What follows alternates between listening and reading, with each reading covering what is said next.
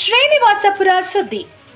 ತಾಲೂಕಿನ ನೆಲವಂಕಿ ಹೋಬಳಿ ಪುಲಗೋರಕೋಟೆ ಗ್ರಾಮದಲ್ಲಿ ಕನಸುಗಾರ ಅಭಯ ಆಂಜನೇಯ ಸ್ವಾಮಿ ದೇವಸ್ಥಾನದ 11ನೇ ವರ್ಷದ ವಾರ್ಷಿಕೋತ್ಸವ ಅದ್ದೂರಿಯಾಗಿ ನಡೆಯಿತು. ಶ್ರೀ ಕನಸುಗಾರ ಅಭಯ ಆಂಜನೇಯ ಸ್ವಾಮಿ ದೇವಸ್ಥಾನದ 11ನೇ ವಾರ್ಷಿಕೋತ್ಸವ ಪಿ.ಆರ್. ವೆಂಕಟಾಚಲಪತಿಯವರ ಅಧ್ಯಕ್ಷತೆಯಲ್ಲಿ ನಡೆಯಿತು.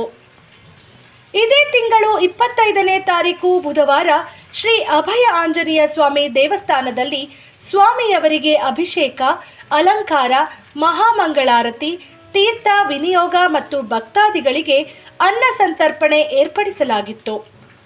ಪುಲಗೋರಕೋಟೆ ಗ್ರಾಮ ಪಂಚಾಯಿತಿ ವ್ಯಾಪ್ತಿಯ ಭಕ್ತಾದಿಗಳು ರಾಮಕೋಟಿ ಕಾರ್ಯಕ್ರಮವನ್ನು ಹಮ್ಮಿಕೊಂಡು ನೃತ್ಯ ಪ್ರದರ್ಶನ ನೀಡಿದರು. ಈ ಸಂದರ್ಭದಲ್ಲಿ ನೂರಾರು ಸಂಖ್ಯೆಯಲ್ಲಿ ಭಕ್ತಾದಿಗಳು ದೇವರ ಕೃಪೆಗೆ ಪಾತ್ರರಾದರು.